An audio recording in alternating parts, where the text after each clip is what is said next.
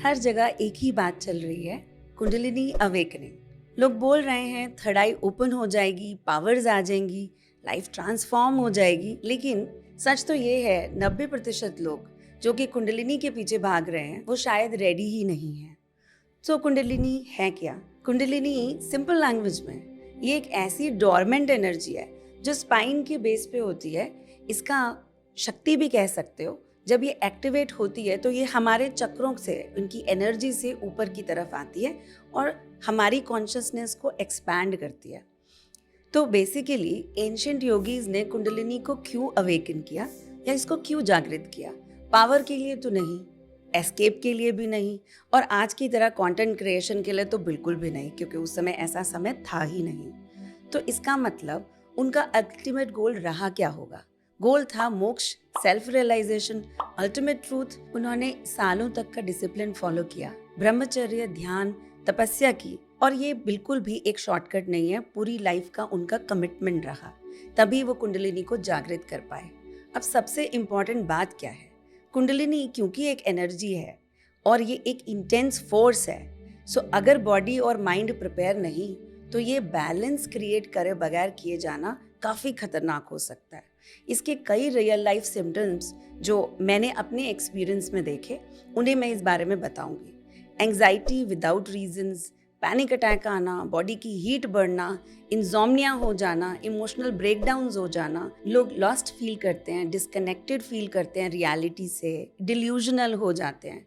लोग समझते हैं उनकी अवेकनिंग हो रही है, जबकि एक्चुअली उनके सिस्टम में ओवरलोड हो रहा है। इसका सीधा सवाल या सीधा आंसर क्या है? ये हर किसी के लिए नहीं, सिर्फ वो लोग जो मेंटली स्टेबल हैं, डिसिप्लिन्ड लाइफ जीते हैं, गाइडेड हैं और गुरु के साथ कनेक्टेड हैं, उनके साथ इनिशिएटेड हैं, उन्हें ही इसे प्रैक्टिस करना चाहिए। सबसे इम्पोर्टेंट बात या सच ये है कि एक्साइटमेंट के लिए नहीं, जो आज की जनरेशन फॉलो कर रही है, जिसके पीछे आज की जनरेशन भाग रही है, वो ये है कि ये एक्साइटमेंट के लिए वो नहीं कर सकते। अब सवाल ये है कि आजकल जो सब कुंडलिनी के पीछे भाग रहे हैं उसका शॉर्टकट चाहते हैं। लोग अपने पेन से एस्केप चाहते हैं, थोड़ा स्पेशल फील करना चाहते हैं, और वो ये भी फील कराना चाहते हैं कि मेरी कुंडलिनी अवेकन हो गई तो मैं थोड़ा स्पेशल हूँ। Kundalini is basically not for making you special, क्योंकि ये आपको तोड़ के रख देगी जब ये आपको बनाएगी। तो ये एक ऐसा इंटेंस प्रोसेस है जिसमें आप फंस भी सकते हैं। प्रॉब्लम ये नहीं कि तुम स्पिरिचुअल बनना चाहते हो, प्रॉब्लम ये है कि तुम फाउंडेशन स्किप कर रहे हो। No emotional healing, no grounding, no discipline, और हम सीधा कुंडलिनी अवेकन करने किसी रिचुअल और राइट्स पे या किसी रिट्रीट में चले गए।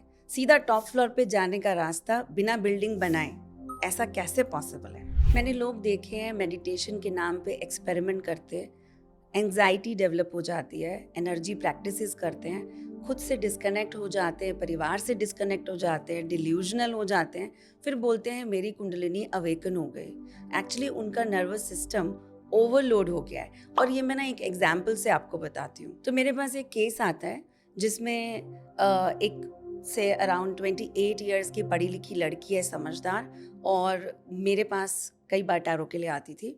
तो उसने मुझे बताया कि she is going for a retreat and अब यहाँ पर किसी भी स्पिरिचुअल गुरु से या जिस भी रिट्रीट में वो गई हूँ वहाँ से मेरा कोई कंट्रोवर्सी नहीं, बट ये एक्सपीरियंस है तो मैं अपनी व्यूअर्स के सामने लाना चाह रही हूँ। तो जब वो रिट्रीट के लिए गई है तो ये बेसिकली थर्ड आई और कुंडलिनी अवेकनिंग प्रैक्टिसेस के रिट्रीट वो रही।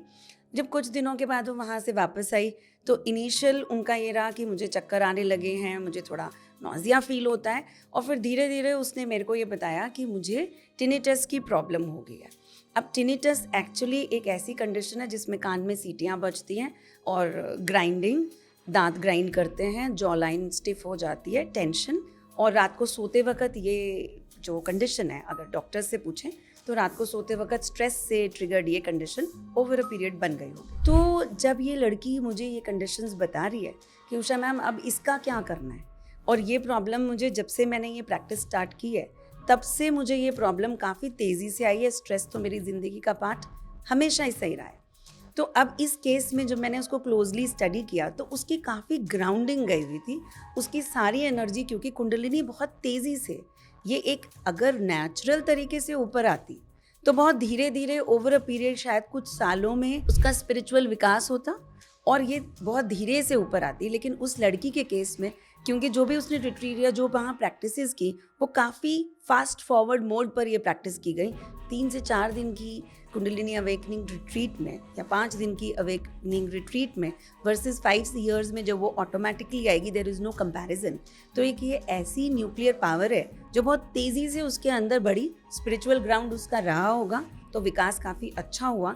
लेकिन एक न्यूक्लियर, आप समझ लीजिए, आपने एक्सपोज किया अपनी बॉडी को, तो क्या आप उतने ग्राउंडेड हैं, उतने बैलेंस हैं कि इतनी एनर्जी आपके अंदर, इतनी ऊर्जा आप इस शरीर में ले सकते हैं? और यहीं पर उससे गलती हो गई। तो मुझे उसकी काफ़ी ग्राउंडिंग, हीलिंग और काफ़ी समय लगा उसे इन सब चीज़ों से रिलीफ दिलाने में, प्लस मेडिकल जो खर्चे हुए उनके वो अलग।